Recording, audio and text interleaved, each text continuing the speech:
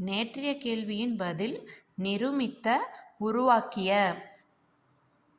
இன்பத்தமிழை எழுதியவர் பாரதிதாசன். இன்றைய கேள்வி விளைவு பொருள் தருக, அசதி பொருள் தருக.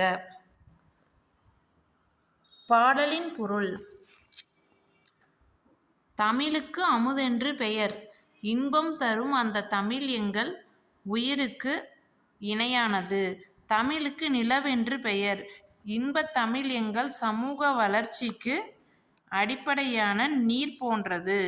தமிழுக்கு மனமென்று பெயர், அது எங்கள் வாழ்விற்காகவே உருவாக்கப்பட்ட ஊராகும். தமிழ் நாங்கள் இளமையோடு இருப்பதற்கு காரணமான பால் போன்றது. நல்ல புகழ் மிகுந்த புலவர்களுக்கு அது கூர்மையான வேல் போன்ற கருவியாகும். தமிழ் எங்கள் உயர்விற்கு எல்லையாகிய வானம் போன்றது. இன்பத் தமிழ் எங்கள் சோர்வை நீக்கி ஒளிரச் செய்யும் தேன் போன்றது. தமிழ் எங்கள் அறிவுக்கு துணை கொடுக்கும் தோல் போன்றது. தமிழ் எங்கள் கவிதைக்கு வைரம் போன்ற உறுதிமிக்க வாளாகும். இயைபு.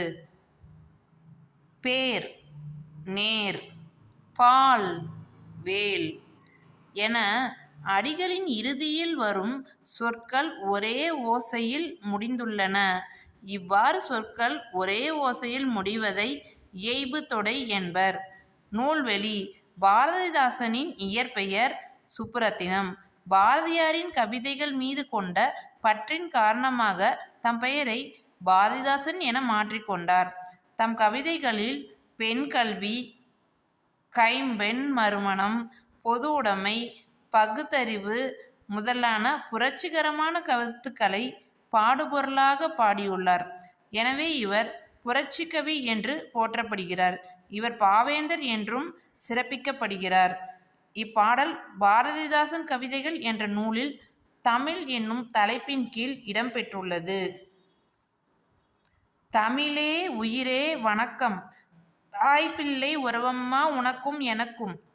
அமிழ்தே நீ இல்லை என்றால் அத்தனையும் வாழ்வில் கசக்கும் புளிக்கும். தமிழே உன்னை நினைக்கும் தமிழன் என் நெஞ்சம் இனிக்கும் இனிக்கும். காசி ஆனந்தன். இன்றைய கேள்வி பாரதிதாசனின் இயற்பெயர் என்ன?